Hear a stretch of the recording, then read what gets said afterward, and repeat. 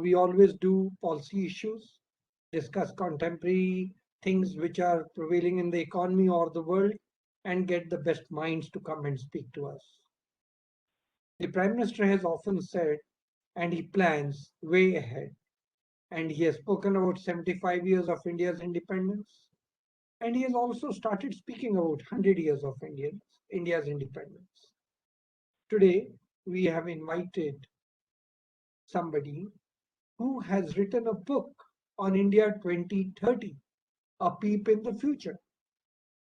To chair today's session, we have Dr. Arvind Virmani, who's the chairman of IGRO Foundation, who's earlier worked long years in the Planning Commission, published in refereed journals, was the chief economic advisor of our country, also the executive director representing India and other neighboring countries at the International Monetary Fund.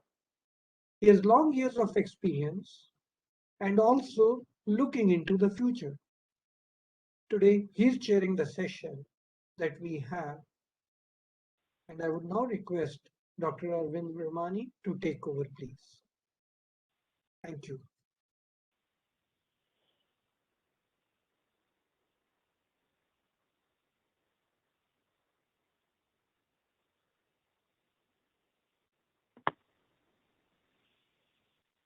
Can't hear you, sir.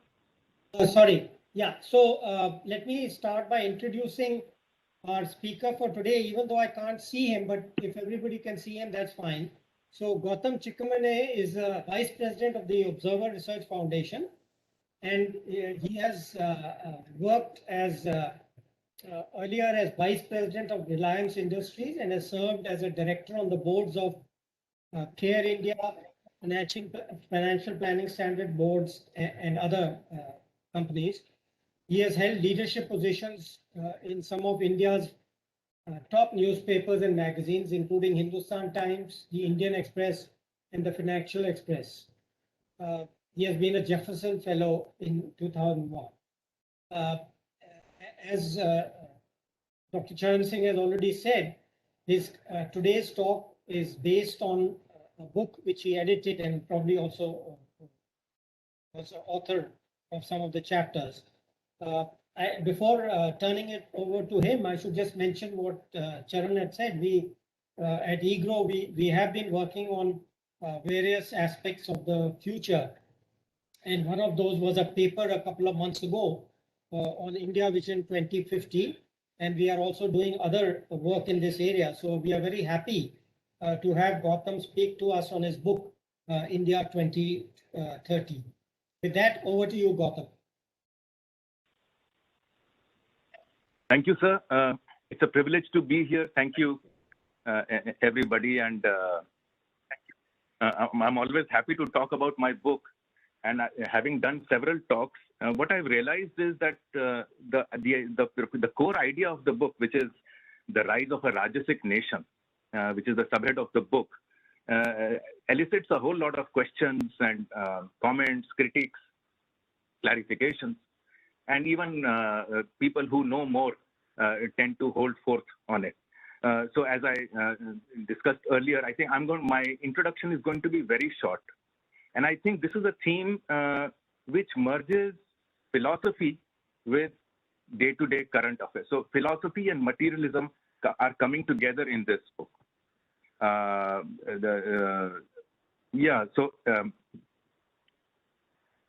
When I started this book, which was around the time when the new decade was about to begin, it began in a very different way. I thought that, as all scholars tend to think, that I knew a whole lot of things about a whole lot of subjects, etc. But as I began to write the book, I realized that no, that's not true. I don't know enough. And for a serious book like this, which could be, in which I was going to say this is likely to happen and so on, I didn't want to risk a casual op-ed kind of a writing in this. It needed to be more rigorous, more authentic, more, and definitely with people with more experience. I had topics in my head already, and so then I began to talk to various people whom I have, over the last 30 years of my career, first as a journalist and then as a think tanky, been engaging with. And one by one, I got people together and started this journey. Instead of me writing the book, I felt the book would be better served, the readers would be better served if experts were brought into the play. As I began to talk to them, every expert, without fail, agreed to be part of this project. So the themes are mine. The author selection is mine. I plead guilty to all that. But the knowledge, the perspectives, the depths, and the forecasts are all theirs.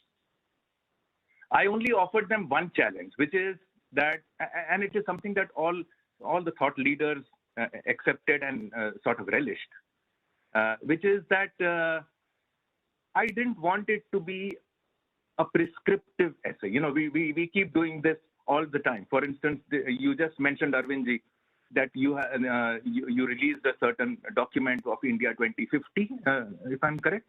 And I'm certain, I need to read that document, of course, but I'm certain you would have said that we need to do this and we need to do that, go about it in this way. We should look at technology in a certain way. We should look at public finances, poverty alleviation, redistribution, and so on in a certain way, which is what we do as for our day jobs, all of us. I didn't want that. I didn't want prescriptive essays. I didn't want people to say, do this, don't do that, should do this, should not do that, and so on. I wanted predictive essays. So rather than prescriptive, my thrust was on predictive, a futuristic. I wanted the writers to say, this will happen, this will not happen. Now that, as all of us in the room, I can't quite see all the names out here, but I'm certain that all of them, being part of the eGrow Foundation, would be concentrating on policy issues and would be in some way experienced in policy making, policy analysis, data, and so on. So this is a very difficult thing to do because these are people who have scaled the heights of their respective professions. And as writers, we tend to hedge our writings. You know, we lean on things like ceteris paribus. We lean on ideas like other things being constant, such and such. If no black swan event occurs, this will happen, and so on. We tend to hedge ourselves. I do too. I plead guilty to that as well.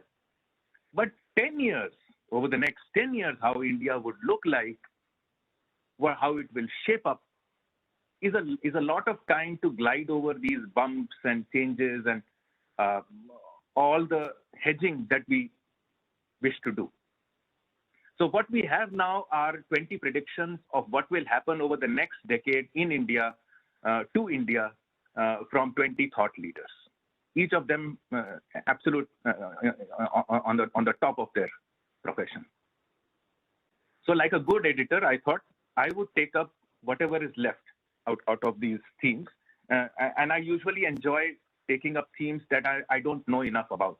I enjoy exploring ideas, subjects, as all of you are. I mean, I already know enough about fiscal deficit and stuff. To write another 4,000-word paper on fiscal deficit would bore me to death. So I thought, let others do all that they need to do, and I will write my analysis right at the end.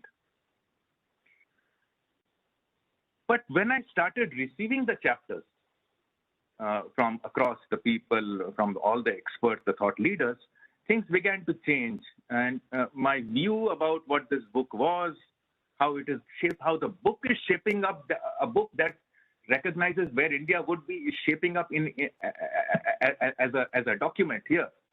I began to see some changes.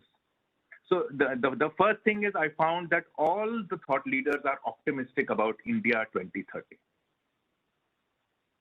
Second, all the thought leaders see transformative changes. These are not incremental or reform or a change in stance, but transformative changes each and every thought leader saw over the next 10 years. And the third,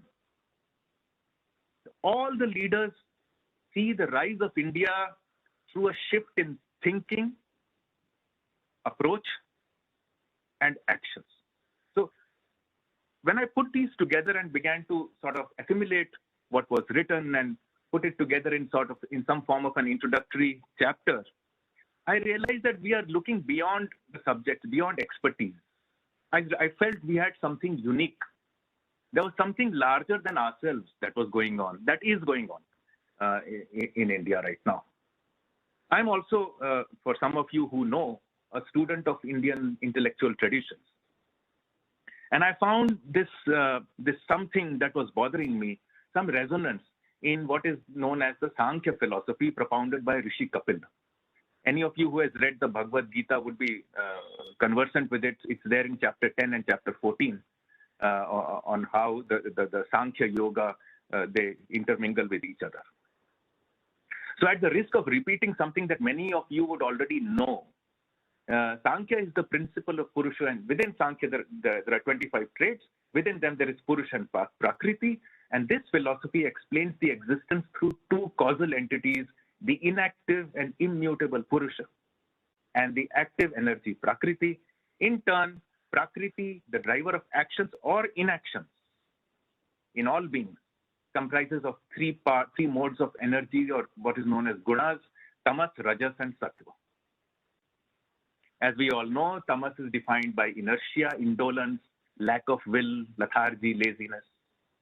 Rajas by action, force, passion, and sattva by intelligence, balance, or equilibrium. These spiritual principles of Sankhya apply to individuals. Each individual is comprised of these three gunas, three characteristics, or three modes of energy. There is no individual who is completely sattvic, completely tamasic, or completely rajasic.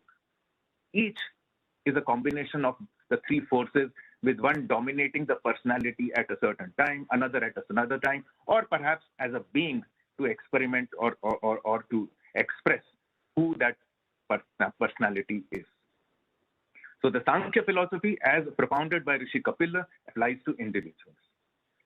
I then turned to the work of Sri Aurobindo, who has studied these ideas and applied them to collectives, communities, and countries.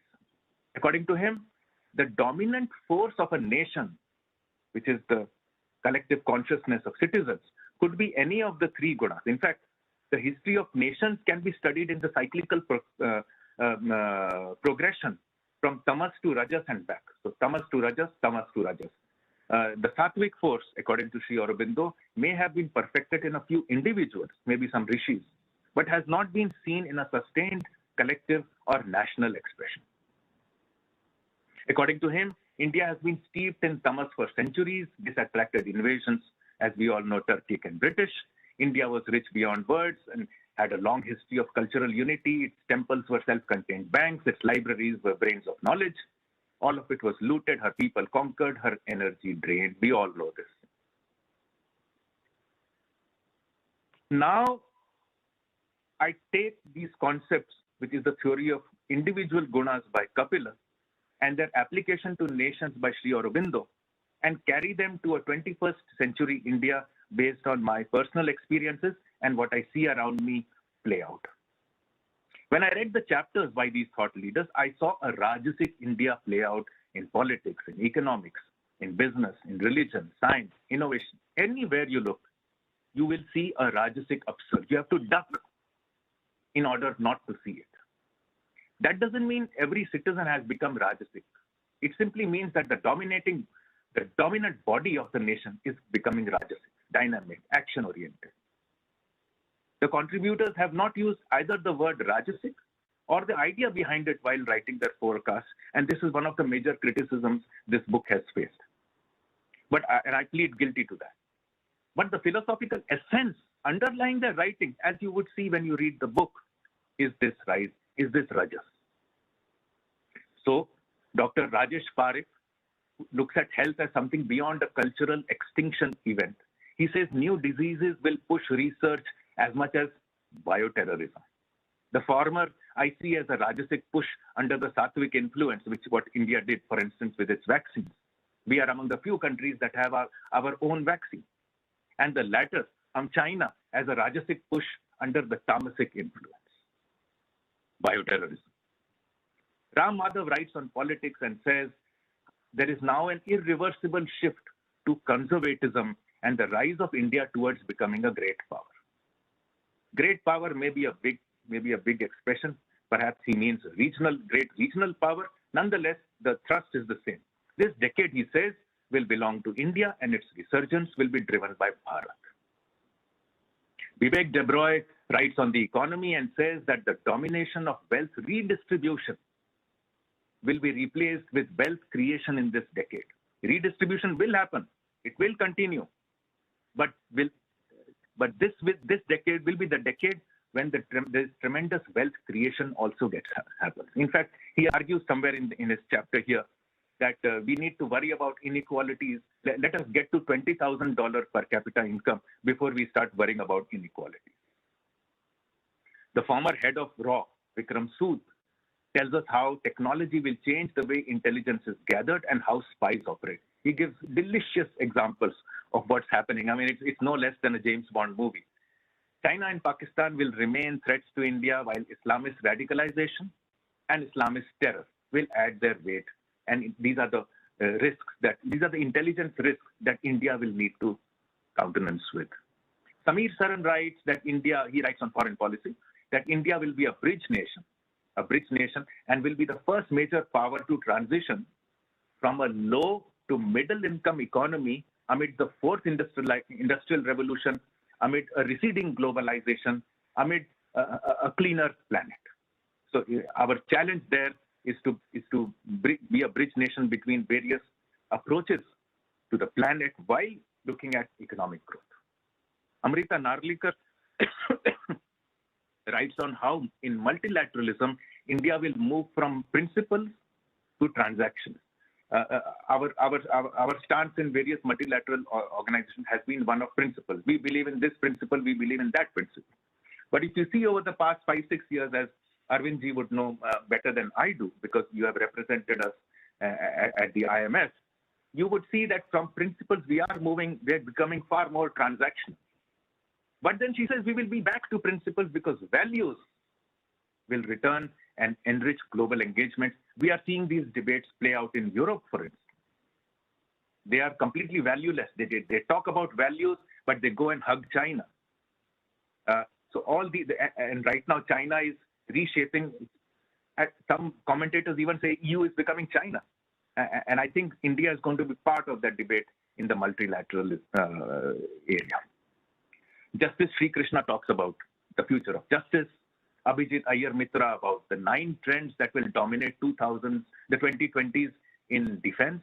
Monica Hallan on the future of money. Kirit Parekh on energy. Manish Sabrawal talks about the future of work. Parth Shah on the future of education. Ajay Shah on the future of policy making. And this Ajay Shah's chapter is a very important chapter for all of us in the policy space. He talks about how there will be far more science in how we make policy other than the art of making policy. That's a brilliant chapter. I think all of us must read this. I thoroughly enjoyed reading it. Raghunath Mashilkar writes about how India will become a producer of knowledge, and we can see that as well. That also happening in front of our eyes. The decade, he says, will consolidate this production of knowledge. Finally, Amish Tripathi talks about how India will become the... Hello? Did anyone? Hello. Sorry. Amish Tripathi talks about how India will become the confluence of materialism and spiritualism. Sandeepan Deb writes about the future of friendships. And Sandeepan's chapter, all of you must read because it will resonate with what you see when you align your family and college WhatsApp groups and see how fissures are coming. Close friends are moving away from each other based on ideology. The whole future of friendships, Sandeepan Deb has analyzed in a very well. This has already happened, and he projects that this will continue over this decade. Devdeep Ganguly takes up an important theme on nationalism. He explores the subject through the eyes of Sri Aurobindo amid what's happening today, and it gives a picture of what the new nationalism may become. This is the chapter where he hasn't put out what will become, but what as the trends point out and as India stands up on his own, I feel this may come true. And at the end, David Frawley talks about the civilizational confluence.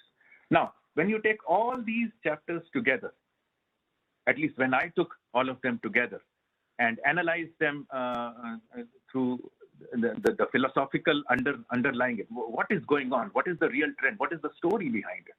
I found that there is a Rajasic growth happening in almost every field. That doesn't mean every citizen is Rajasic. There will be tamas, there will be some sattva as well. But as a nation, and I'm sure all of you have also felt it, sensed it, how the policies are coming, how people are reacting. Just look at the number of unicorns. I think you're going to touch 50 unicorns by the end of this year. I don't think such a thing has ever happened. There is a deepening of capital markets.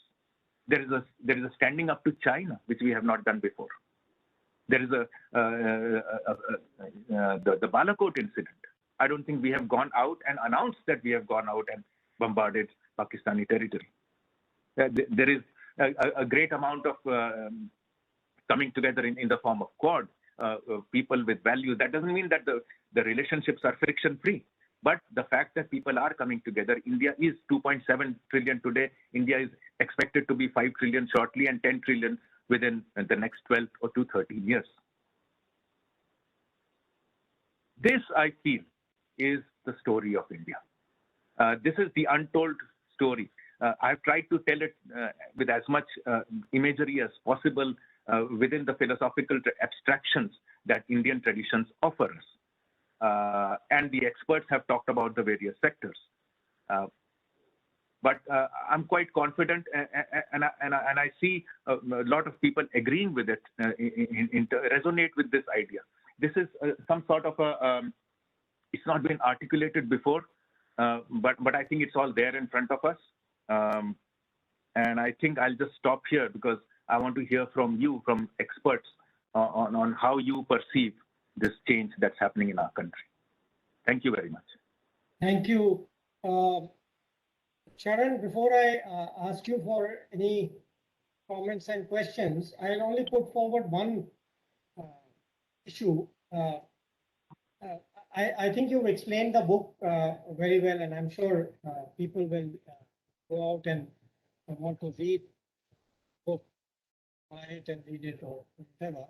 But I would like you to try and go a little beyond the book. I mean, I'll just suggest it, and then Charan will maybe comment, and you can take my comment subsequently along with other questions.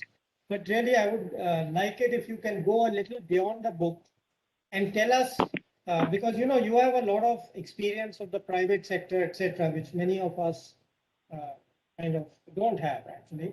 So, what is it you see that India will look like? I think most of the book seems to be about the process and approach that is going to change. But what do you see? I mean, in 2030, what does India look like? What is it will be new and not new? You might want to just take that up as we go along.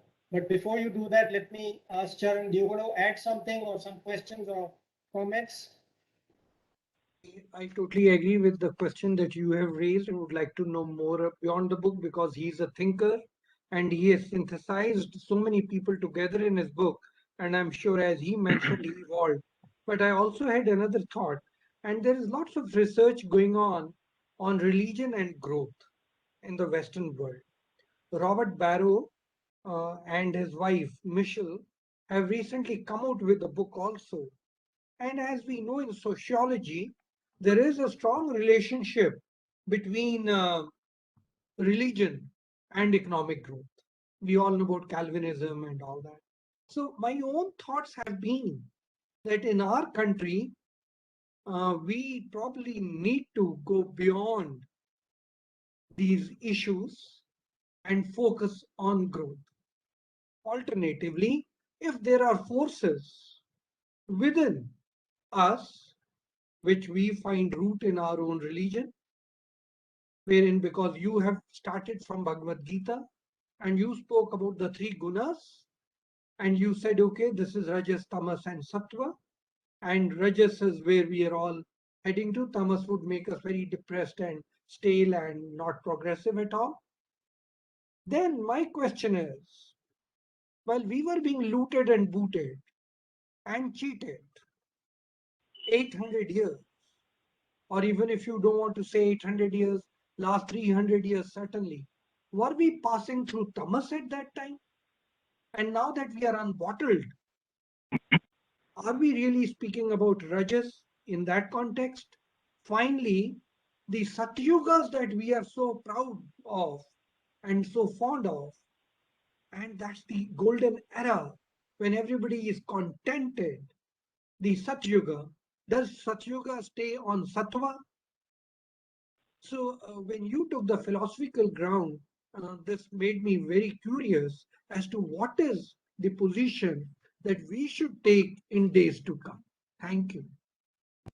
Go ahead, if you want to take up those two, and then we'll move to general Q&A. Yeah, they are so difficult questions. I don't know how to even start. So the first thing is, let me begin with a confession. The relationship between Satyuga and Sattva, I don't know, sir. I haven't looked at it like that yet, but it's a stream of thought that I think I need to explore. Although Satyug and Dwapar Yug, etc., they are even longer than geological time spans. So it may not be so easy unless we go to our Puranas and then try and extrapolate from there. But to be squarely honest, I haven't explored this. I don't know enough, so I will not risk speculating on something that I'm not confident about. My apologies. What will India look like, Arvind was asking. I think in terms of bland numbers, we are looking at $4,000 per capita income. We are looking at poverty reduction to a very, very manageable. India housed the world's largest number of poor until a few years ago. Now Nigeria has that very sad statistic, and India has moved on. In my opinion, this poverty reduction will continue. It will go hand in hand with greater education, technology, and financialization. So that's the second part of what India looks like. The third is that I think that we will have to redefine urbanization, because how urban clusters are defined today are very different from what they really are. And there is a whole lot of incentives being given to being rural, while although structurally or in terms of population, or when you look at through satellite imagery, several villages, particularly for instance in Kerala, are already urban agglomerates. But there are benefits of being rural. So I think that definition is a political redefinition. And I don't know which government will do it, but irrespective of the definition, I see urbanization happening at a much faster pace than the statistics tend to reveal.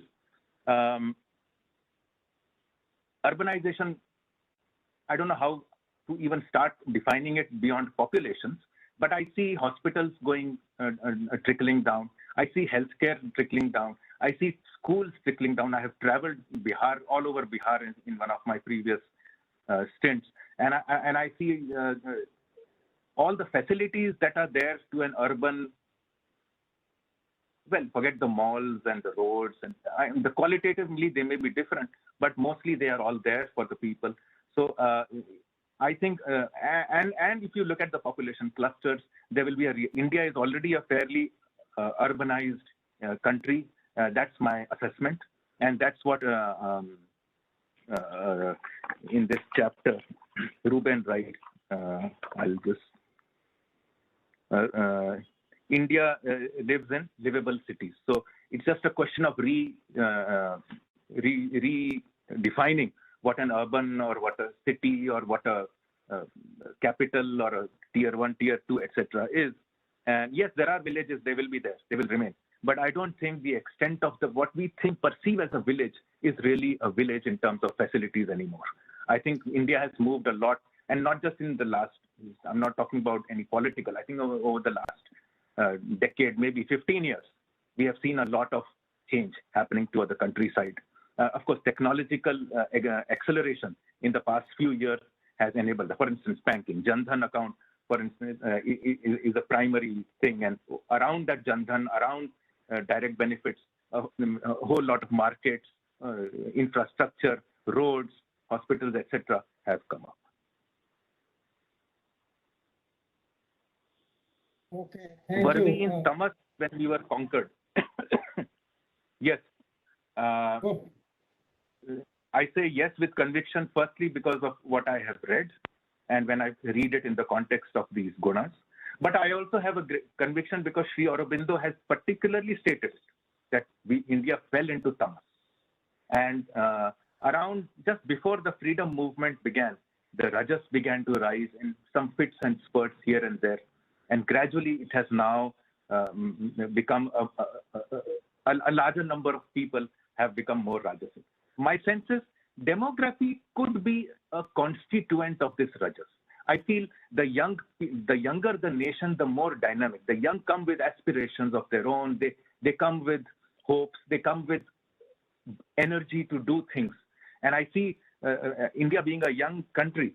I'm sure demographics, just simply being born young or being a young nation, would be adding its weight to something which is happening otherwise because of other things. For instance, a better standard of living, a greater access of technology, more education, better roads, infrastructure. So I think all these are coming together, but I think just simply the youth and what the youth sort of how it expresses itself is enough, will add its weight to Rajas. Now, youth, the youngest countries in the world today are from Pakistan to North Africa. And you can see the Rajas playing out there in a very different sort of a way. It's an aggressive Rajas. While India's Rajas so far has been more action-oriented, still trying to discover itself, moving dynamically, occasionally stumbling and falling and through aggression, but largely through a creative resurgence. And I hope it stays this way, because the other side of Rajas is it can be dangerous. Look at Chinese Rajas. They want to conquer the whole world, and it's just very crude and coarse. I don't think India has any such aspirations, though we don't know, because Rajas is the combined consciousness of the people, and how it shapes up, we will have to see. So far, I'm hopeful and optimistic that we will remain a peaceful, controlled, calm, positive, creative expression of Rajas, and not the negative, exhaustive, brutal Rajas that is around us. Okay. Religion and growth. The question of religion and growth, I have read a few papers on that. I'm not convinced, other than I don't see causalities there. It's more of correlations that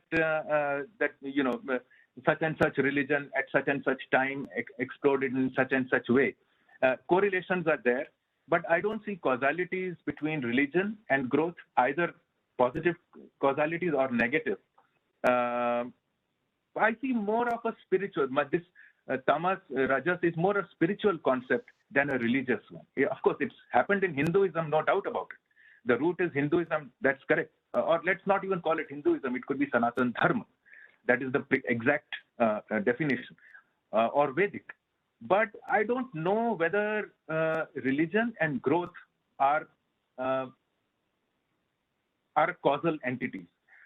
Growth as an aim, among the economic historians here, you would know, is not hardly 200-300 years old. Religion is old. So I don't know at what point religion and growth came together. Though this is a book, sir, I'll take the readings from you, and I'll definitely explore this book. Yeah, that's all. I hope I have answered some of your questions. Charan? I'm thankful to the chairman to give me another opportunity. I'm sure others have questions, but I'm so impressed by your talk and by your thoughts, and really triggering lots of things in my mind.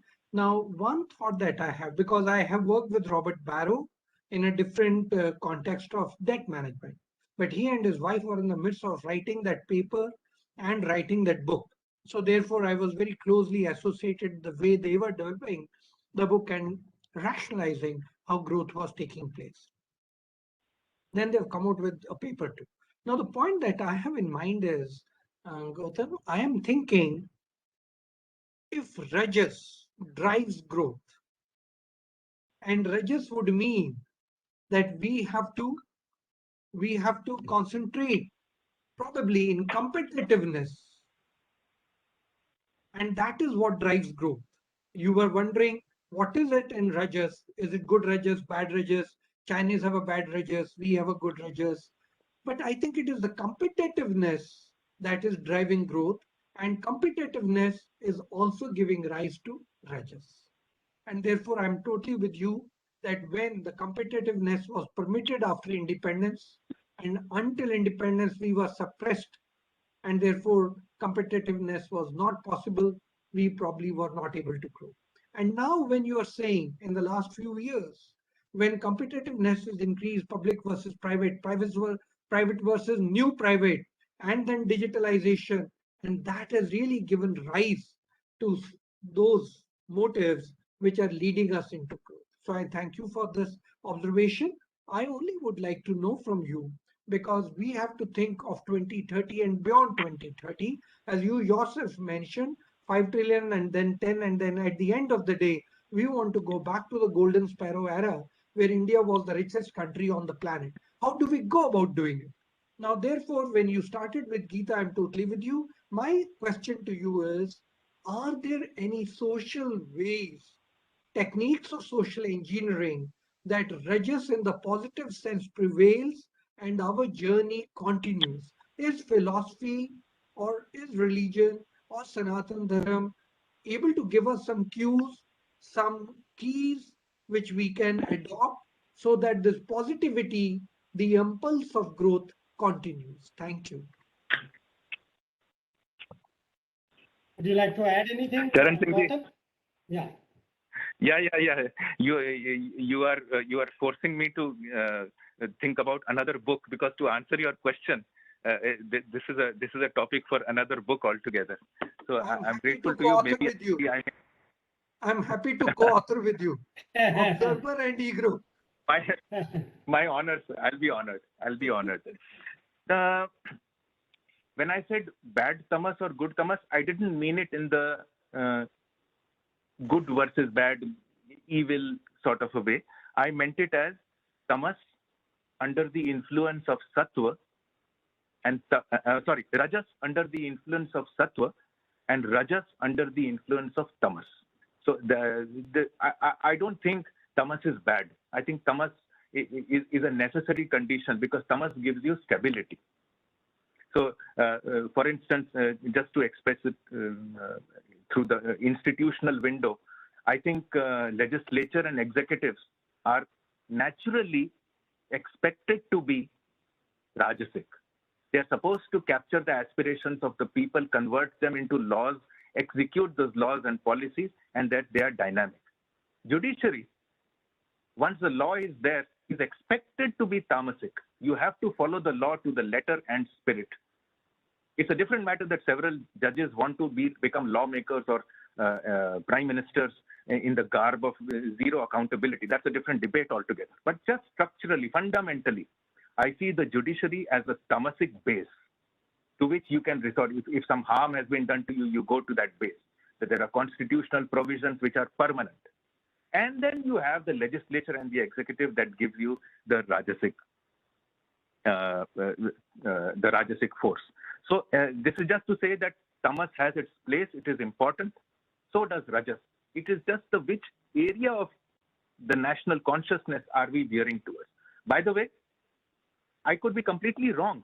And I think if any of you feels that we are not yet in a rajasic state, or we are getting there, or in a tamasic mode, etc., feel free to analyze it, express it. No problem. It's just so this particular theory is right now mine, but I'm a student, or I've been captured by the people, and this is my theory. Yours could be different. So there is no good or bad. It is just dynamism versus indolence. So of course, the Gita says you have to rise to sattva. So sattva is superior to rajas, rajas superior to tamas. How I see it is that India has to move towards sattva, but in order to do that, it has to pass through rajas. And today, we are just unshackling ourselves out of tamas in order to get to rajas. Once there, we need to then think about tattva. On the social engineering, I don't know, sir. I don't know enough about the subject.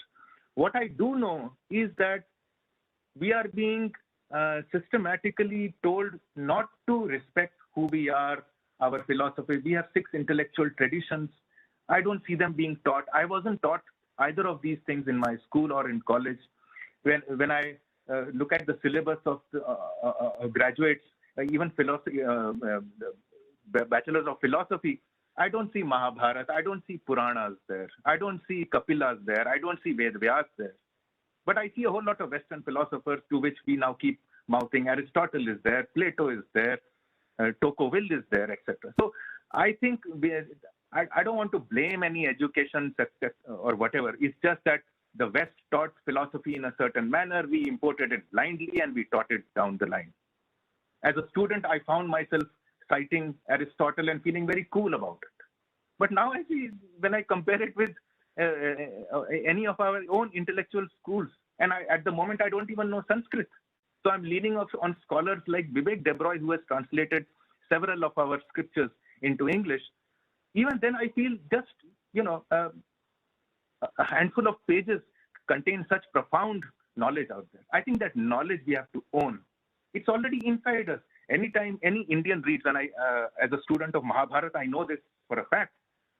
It is, Mahabharata sits in our bones when you hear it for the first time, when your grandfather may have told you as mine told me. I felt I knew the story. I knew the Mahabharata, it was inside me. And I think as Indians, it's in our DNA. We are programmed in a different way. Unless we realize who we are and express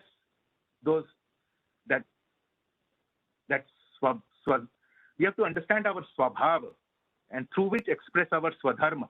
Perhaps this is that journey. I'm not so sure. Perhaps, as Amish says, there will be a civilizational resurgence. Perhaps, as Dr. David Crowley says, again, all of them in this book, I'm citing my book right now, that there is a civilizational resurgence. Now, what is civilizational resurgence? It is the knowledge systems of our country, of our land, of our people. By the way, many of those lands are now in Pakistan, geographically. But structurally, I think that knowledge resides in us Indians. It's who we are.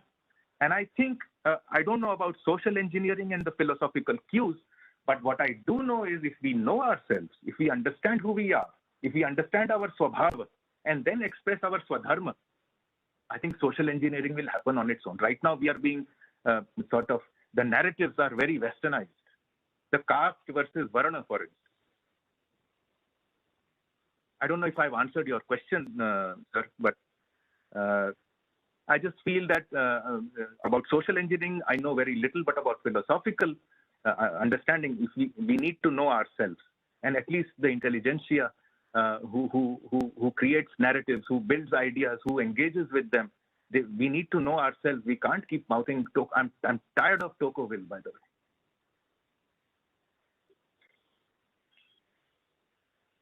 Okay, Charan, is there any questions you see? Other questions?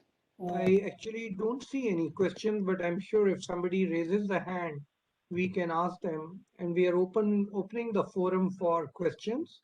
In case anybody has questions, more than welcome. While people are gathering their thoughts to ask questions, if the chairman permits, can I make one more? Please. So, yeah, keep going. That's fine. Yeah. It's a good discussion. Yeah. Gautam, I totally agree with the points that you are making, and I totally pursue the same line of thought.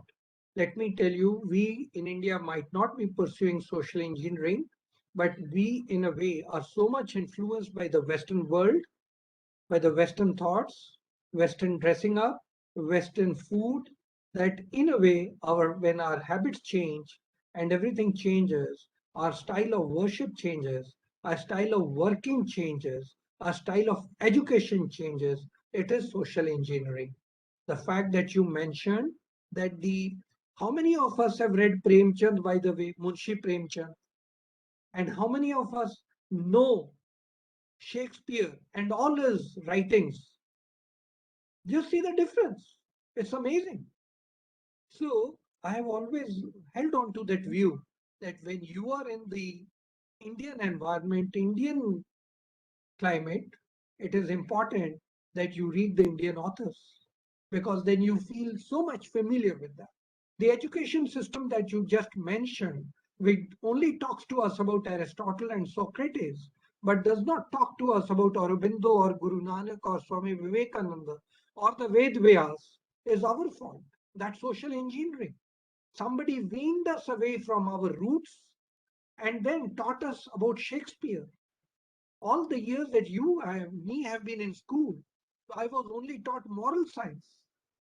And all the stories of the moral science were so alien to me.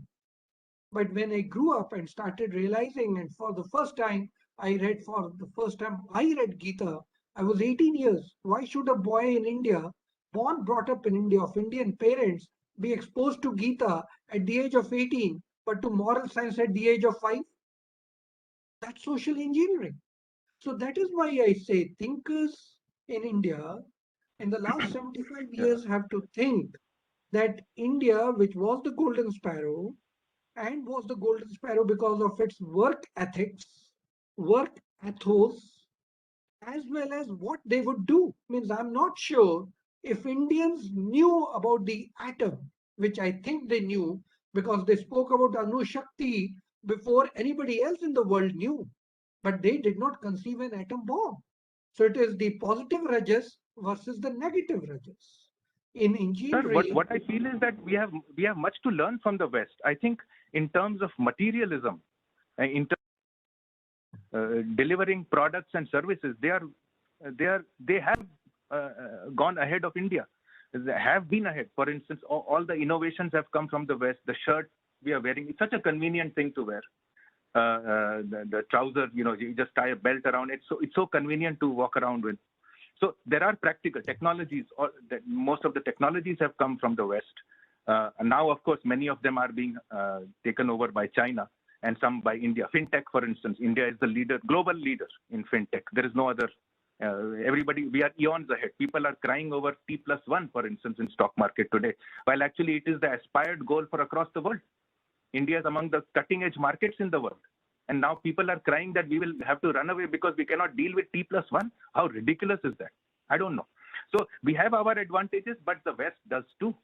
And I think we need to take the best from the West, but remain the ethos of who we are. My tone was more of, excuse me, my tone in terms of the philosophical aspects is understand who we are, and then use everything from across the world. Why should we shun any positive? Because there was a time when India's innovations were going across the world. So right now, if we are a little behind, if we lost about, say, 1,000 years, suppose we lost them, we are trying to now play catch up. We will, but with our ethos in place, but we cannot be outliers in terms of what the technologies have delivered, the products, goods, services, ideas that are there in them. I'm not saying Aristotle is wrong. All I'm saying is I find them to be very, once you read Indian philosophy, in a line, you can just finish off Aristotle. So we need to know Aristotle, but we need to know Sri Aurobindo as well. We need to know Nanak. We need to know Vivekananda. But it is not to say that Tocqueville should be disbanded. He has his place. It's just that in the material aspects, the West has been able to gather, organize this Rajasic. No, it's not Rajasic actually. This is a Vaishya strength. This is a Vaishya power of the West. They have been able to align these forces, organize things in such a beautiful way, and they are now an aspired destination to be. Everybody wants, despite the rise of China, show me one person who wants to settle down in China. Show me one person who wants his children to go and settle down in China. Nobody. The West has its impact. The West has its advantages. And I'm not saying let us throw the baby with the bathwater. I'm just saying let us be ourselves, understand who we are, and function from that place. Absorb everything that's good. I would like to mention one thing. So just give me 1 minute so that I complete that line. I have a follow-up question. Yeah, you go ahead first. Sure. So, Gautam, when I was abroad and I and Dr. Virmani were together for 3 years in Washington, and he knows the discussions that we had, and we saw the Western world very closely. The sustainability concept which India, for 3,000 years being the richest, with all the knowledge that they had, the fountainhead of wisdom that they were at that point of time. Maybe we did not lead the industrial revolution, but we were aware of many things. But I think the sustainability concept that India's development model pursues and had, and that is where I was very impressed when you started about the gunas. At some point, it is the rajas, some point sattva, you say, stop it, I don't want to go into this. Or it is tamas, where you say, okay, something has to be done, but I want to sit back, let the judiciary, and just work on it. So the combination of these three is very important. If you let one go scot-free and have a run-of-the-mill approach, then the sustainability issue becomes very important. The Western inventions might have been very good, but the global warming has told us very clearly they were reckless. In contrast, and here is a live example I will give you. I come from North India with lots of relatives in Punjab. Green Revolution, when it was implemented in Punjab, was hailed as a revolution. But then within 2 decades, Punjab became a center of disease like cancer and kidney failure because those chemicals penetrated into the bloodstream. That sustainability which we Indians survived with in our times of glory, vis-a-vis the lack of understanding of sustainability with which the Western world took off and brought us to the brink of the, as you know, the climate issues that are coming up, global warming that is coming up, and the sustainability of the climate thing is questionable. And a last line that I would like to say, take the simple case of the motor cars that we drive and look at how it started, how GM came into the play, how the trams that were there, the complete network that was there in America was dismantled. Correct. And without anybody questioning the sustainability of the combustion engine. So therefore, I am a little skeptical, and everybody has been blaming the economists so far and asking where were you when the Great Depression took place and when the 2000 Lehman Brothers took place. And now I have started asking the question to Western scientists, where were you when innovations were being hailed as a revolution, and now they've brought us to the brink of where we are. So the point that I was making is not that everything Western is bad, not that everything Eastern is good, but the ethos, the ethics that which India had and survived for 3,000 years, that value system wherein the three gunas come to play, and these three gunas play a very responsible role, that was totally ignored by the Western. That's the point I was trying to. Okay, thank you, Thank you, Charan. But sir. I'll ask one last question. In a way, it's the same question because you know, when you turn to technology, you gave the example of fintech. This is the kind of thing I was asking you, that look at 2030, what are the things like this that you see from your greater contact, as I said, with private sector, the new things, you know, when you look at India 2030, I mean, you mentioned one. One could be India as a leader in fintech or other things. What are the kind of things you see likely in 2030? That was actually my question. So if you want to add to it, otherwise we'll end there. No, so I haven't gone into specifics, but I think the fintech issue just came very easily and flowed into it very naturally. Vaccines is another.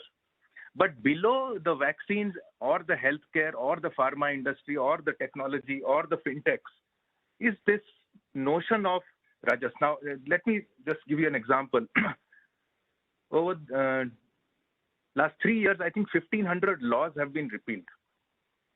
10,000 compliances have been eased. There is talk about decriminalization in the Companies Act that has already happened. I think so. In the private sector, we mentioned the fintech and the vaccines, etc., or even how quickly Anand Mahindra. There's a quote by him. He tweeted that how quickly we have made those those masks and suits, etc., within no time. And today we are an exporter of all that. So I think while the private sector has been Rajasic, and it's a miracle that it has survived, and we should be grateful that it has survived the past 7 decades. Now, the politics, which is the people, which is us, who have voted a certain kind of thought into power, is now changing it. The labor laws have changed into 4 codes, for instance. All these are enabling mechanisms to allow that they are removing the let us say, the rajas that was smothered through the industrial policies of 1948 or 1956 and even 1973 or 1980 are now being, those constraints are being removed, and we may see an expression of this rajas. So let me contradict myself. Perhaps the rajas was already existing, and the regulatory structure of the governance was preventing it from coming out. So the sudden spurt that we are seeing today in the number of unicorns, in the speed at which technology has taken place, the speed at which Jan Dhan accounts have been opened after decades and decades of people keep talking there is banking penetration has not happened, etc. Overnight, 300 million people got bank accounts. I think this rajas is now, if it was indeed smothered, is now percolating into the governance structure. Now it needs to go into the bureaucracy and the rent-seeking Inspector Raj that has been, sort of like parasites eating the energies. Once I see these changing one by one state after another. Madhya Pradesh is a great example. Uttar Pradesh tried to do it, they failed. But I think there is an overall surge that this rajas, which is coming from the private sector, be allowed to express itself. And there is also a change in the political economy, as Vivek Debroy has written, that from wealth redistribution, the focus is, if it's moving to wealth creation, that is another form of rajas. So technology, fintech is one small aspect. I think we will rise in every aspect, one after another. It remains competitive, as Charan Singh ji just said, that we will compete with China, we will compete with others. Those who have got their stakes entrenched will not allow us to get in. But that's okay, that's part of competition. But I think now India as a country, India as a polity, India as voters, India of the future is getting ready. And I think this decade is there with us. You please keep this book handy. So on 2030, you can talk to all our authors and say, you got this right and you got that wrong. Thank you. Strongly recommend. Thank you. With that, let me thank you for the talk and hand it over to Charan to conclude the session. Charan? So, Mr. Gautam, really want to thank you for your talk. Excellent talk, introducing us to your book and introducing us to the philosophy that is underlying your book and the discussions that we have just had. So happy if it is triggering a thought for you to write another article or another book at eGrow. If you wish, we are happy to join you in pursuing this line of thought, because as Dr. Virmani mentioned, he is a policy planner. I think it is in his DNA. He has already written about India 2050. We in eGrow Foundation are working on a project keeping in mind the Prime Minister's dream of 100 years of independence. So we are working on that project, and every word that you have said is important to us, because you are the author and editor of that book, which looks and peeps into the future.